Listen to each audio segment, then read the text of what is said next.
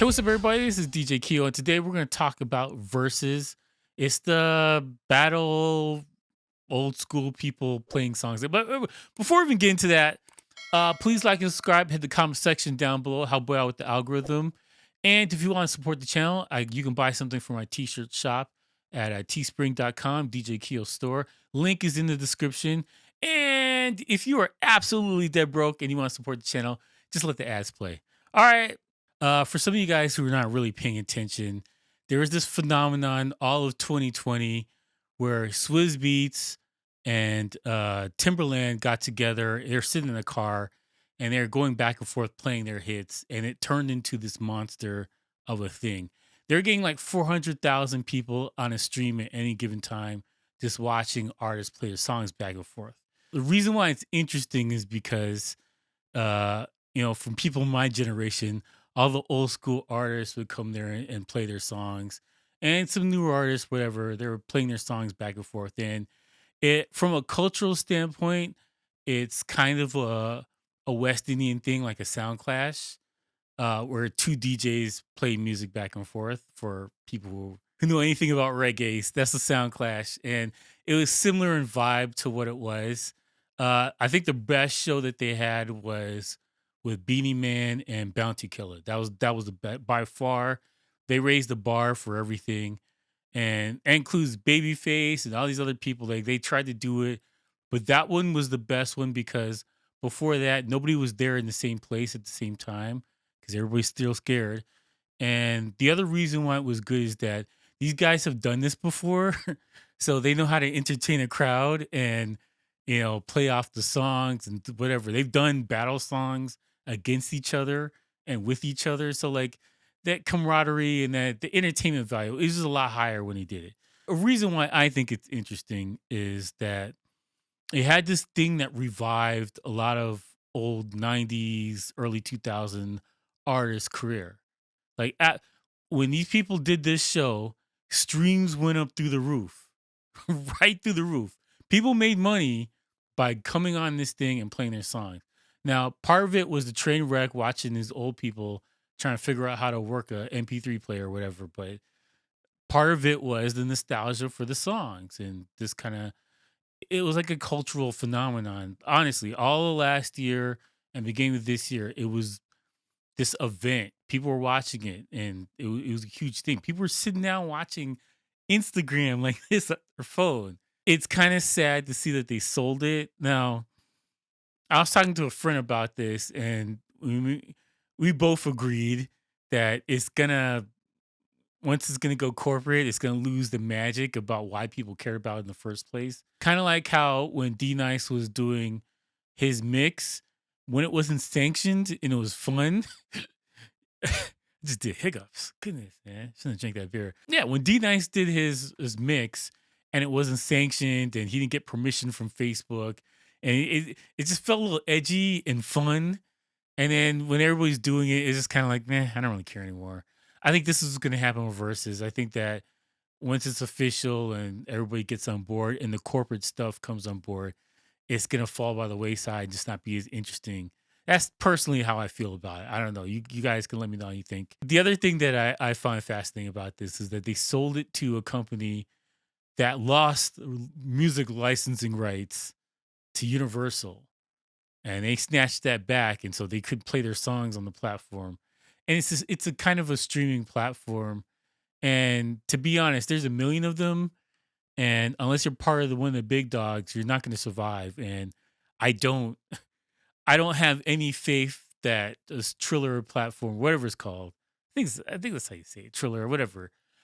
I don't have any faith that it's going to be here in 2 years. Honestly, I don't think that having the weight of this and the sale and whatever, I don't have any faith that this thing's gonna last. Everybody's still watching it on Instagram and Facebook, and some people are watching on YouTube. People had fake streams on YouTube, which they're gonna get rid of. And the only way you could watch it was holding up your phone like this for 2 hours or however long the show was.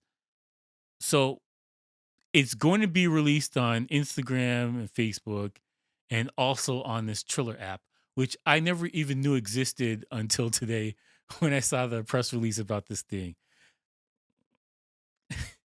I can't foresee people paying any money to it. I can't foresee this thing catching on and people, instead of watching on Instagram like they've been doing for the whole year, to go download this other platform to go watch it there. Either they're gonna have to kill the Instagram stream and completely shove them over to this app, or this app is never gonna catch on. Like, just I'm lit. I tell you how I see it, all right? Some people disagree, it's fine, but I just tell you how I see it. I think this is DOA after a couple months, to be honest. They're gonna lose a ton of money doing this thing, and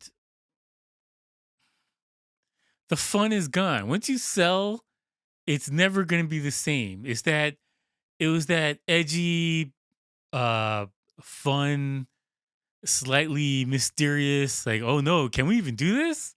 That vibe. That's all gone. It's all corporate now. They got office and shareholders. Like, that's gonna, oh, hold on, I used the wrong hand. That's gonna that's not gonna work out. All right. Anyways, you know what? Let me know what you guys think about this. Did you guys watch any of the versus streams?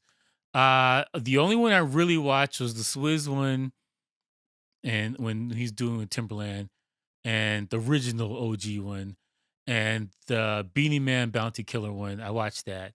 I saw clips of Erica Badu.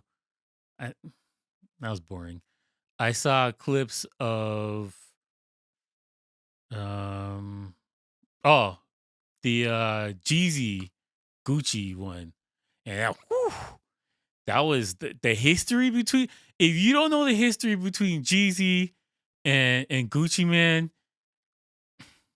the fact that these two guys who have shot bullets at each other, I gotta do allegedly, the fact that they're in the same room together, like I heard this crazy story about Gucci Man, and people died between their beef. I'm gonna put it like that. Allegedly. And yeah, man, the fact that these guys got in the room and they said some real stuff, they squashed a little bit of beef, and they were able to just be in the same area at the same time. I commend them for that. That was like some real growth between the two dudes. But yeah, that was an interesting one. I was actually looking forward to seeing that, but I didn't watch the whole thing live. I saw a little bit of it, but um yeah, it's gonna lose the magic. It's how it goes.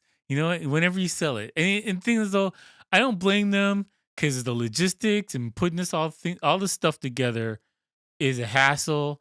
It's a labor of love, and you may as well get paid for it. But who they sold it to, it would be better if they sold it to YouTube, or they sold it to Amazon, or to Netflix. And so, like, I could actually sit down on my couch and stream it correctly in full HD glory, and the audio problems are gonna be fixed, and everyone's on the same page, and it's gonna start on time. Like, if they could have done that to one of those other companies, then I would be like, yeah, all right, maybe. But I don't have any illusions that this thing's gonna go longer than it is. So we'll see. Anyways, let me know what you guys think about this. Uh yeah, leave a comment below. If you watched it, do you care about it or anything like that? Let me know. Anyways, thank you for watching. Please like and subscribe, and peace out. Peace.